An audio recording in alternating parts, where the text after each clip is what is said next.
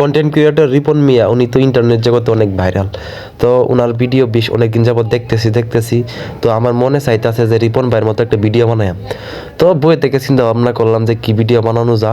তো একটা মাথার মধ্যে আইডিয়া আইলো, 4 ঘন্টা ধরে বাসাত বই আছি, বোরিং লাগতেছে। হঠাৎ করে মনের মধ্যে বাড়ি দিল যে একটা চা খায় আসি, মনটা যদি একটু ভালো হয়। পরে জুতাটি লইয়া রুম থেকে বাইর হইলাম। পরে রুমটা গেটটা আউজাইলাম। আউজানোর পরে যে ঢাকা সত্তর চুট্টুরে অনেক ঝামেলা। পরে আমি রওনা দিলাম। তো রাস্তার দায়িত্বে যাইতেছি বিকাল টাইমে বাইর হইলাম। পরিবেশটা খুব ভালো লাগতেছে। পকেটটা মধ্যে হাত দিছি, দিয়ে আরো ভালো লাগতেছে। তো দি চার দোকান কই পাই খুঁজতাছি চা খাওয়ার লাগিয়া।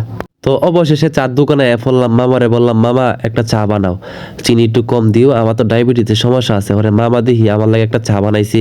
পরে আমি কতক্ষণ বইয়ে দেখিয়া গাবরটা মতো চা খাইলাম। পরে চিন্তা করতেছি যে কালি চা ভাল লাগতেছে না, চার লগে যদি একটা সিগারেট খাওয়ান যা। মামারে বললাম, মামা একটা সিগারেট দেও। পরে মামা আমার একটা সিগারেট দিছে, সিগারেটটা জ্বালাইলাম। দেখি চার লগে সিগারেট খাইলে কিরকম লাগে। পরে দিক চার লগে কতক্ষণ সিগারেট খাইলাম, ওয়াও কি শান্তি। পরে কতক্ষণ চা খাইলাম, চাটা খাইয়া হরে মামারে বিল টিল দেয়া হরে আমি আয়া বসছি।